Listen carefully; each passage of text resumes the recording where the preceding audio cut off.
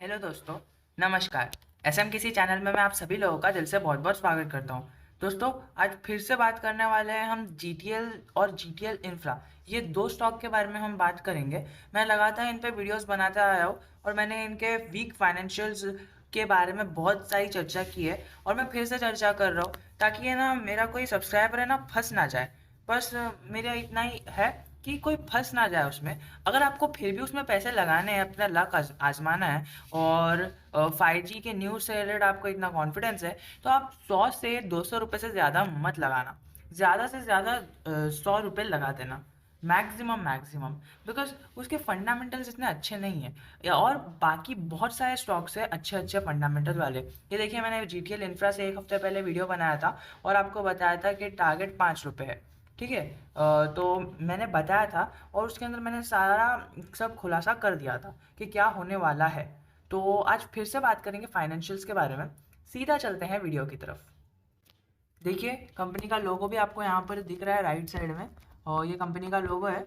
पर हम सीधा यहाँ पर चार्ट की बात करते हैं, मैक्स चार्ट की बात कर लेते हैं। ये 100 रुपये के लेवल से ना नीचे आया है। देखिए, इसका ऑल टाइम हाई 100 रुपये है, एग्जैक्ट 100 रुपये। कुछ ये देखिए, यहाँ पर जो लाइन दिख रही है एग्जैक्ट 100 रुपये दिख रही है। और उधर से जो इसने नीचे आया है ना, यहाँ पर वो जो अभी इसमें थोड़ी हल्की सी मूवमेंट आई है ना, वो यहाँ पर दिख भी नहीं रही है। देखिए, इतना लंबे समय तक एक पूरे डेकेड तक इसने ना स्टॉक इन्वेस्टर्स को बस फंसा के रखा था। ये देखिए, 2011 से ये जो गिर रहा है, ये अभी तक गिर ही रहा है। थोड़ा थोड़ा ऊपर आया था बीच में यहाँ पर और फिर बाद में नीचे चले गया और फिर से लोगों को उसने फंसा दिया। तो वैसा ही सीन यहाँ पर भी होने वाला है। ये पहले के ऐसा जो ऊपर आया था फिर नीचे चलेगा, फिर से ऊपर आएगा और नीचे चले जाएगा।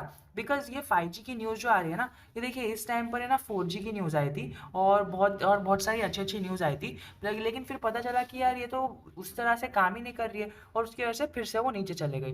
तो मैं आपको यही बता रहा हूँ, यहाँ पर इसके फंडामेंटल्स और फाइनेंशियल्स हम एक बार देख लेते हैं ना इंफ्रास्ट्रक्चर वाली कंपनी के। तो यहाँ पर आप देख लो कि अभी जो रिजल्ट आया है नया नया ताज़ा, तो फिर इसके अंदर आप देख सकते हो बोरिंग्स जो है, बोरिंग्स कंपनी ने कम की है पर रिजर्व्स माइनस में चल रहे हैं अभी तक। और यहाँ पर हम प्रॉफिट एंड लॉस के स्टेटमेंट में आ जाएंगे तो हमें पता चलेगा कि ऑपरेटिंग प्रॉफिट भी है ना कुछ ज़्यादा खास चेंज नहीं हुआ है उसके अंदर, पर उसके एक्सपेंसेस भी उतने के उतने ही हैं और उसकी सेल्स थोड़ी सी कम हो गई है। बस हम देख लेते हैं। लेकिन हमें जो मेन चीज़ बात करनी है ना, ये सब तो चलते रहेगा क्योंकि अभी 5G की न्यूज़ मार्केट में है, पर इसके अंदर जो प्रमोटर्स की होल्डिंग है ना, वो पूरी प्लेज है। यहाँ पर हम चार्ट का एनालिसिस देख लेते हैं। ये देखिए, यहाँ पर कॉन्स में दिखा रहेगा 100% प्रमोटर्स होल्डिंग प्लेज। अब मैं हमेशा से कहता हूँ, आज फिर बता देता हूँ, प्लेज का मतलब क्या होता है। ये देखिए, अभी अचानक से स्टॉक चल रहा है और अगर ये प्लेज है ना, बैंक्स के पास ये लोग पैसा गिरवी रखते हैं ताकि अपने शेयर्स गिरवी रखते हैं ताकि वो बैंक से लोन उठा सके। तो अब लोन उठा लिया इन्होंने। अभी अगर बैंक को ऐसा लगा कि अभी ये कंपनी परफॉर्म नहीं करने वाली है, तो बैंक के पास पूरा पूरा राइट है, यस पूरा पूरा राइट है कि वो शेयर्स को सेल कर दें ओपन मार्केट में। तो जैसे ही शेयर सेल होंगे, सप्लाई बढ़ जाएगी और फिर बाद में शेयर्स की सप्लाई बढ़ जाएगी और सीधा स्टॉक नीचे आ जाएगा। और जो स्टॉक इन्वेस्टर्स को उसमें नुकसान होगा ना, वो मतलब बताना बहुत ही खराब है। आपको पता ही है इसका पास्ट परफॉर्मेंस कैसा रहा है। ये स्टॉक तो 1000 के लेवल से 3000 के लेवल से नीचे आया है। तो सोचिए स्टॉक इन्वेस्टर्स को कैसा फायदा हुआ, कैसा नुकसान हुआ रहेगा। ये देखिए, मैं आपको बताऊँ ना, मैं इस स्टॉक से इतना क्यों आपको नेगेटिविटी बता रहा हूँ, बिकॉज ये देखिए, ये जो इन्वेस्टर्स को नुकसान हुआ था ना, जिसने 3000 के लेवल पे खरीदा, उसकी तो पूरी वाट ही लग गई। देखिए, एक ही बार में नीचे आ गया वो स्टॉक। आप देख सकते हैं वैसा ही पैटर्न हमें अभी फॉलो होता हुआ दिख रहा है। ये देखिए कैसा पैटर्न, सीधा पैटर्न फॉलो हो रहा है। अगर ये नीचे गिर गया ना, किसी ने अगर इधर खरीद लिया तो उसकी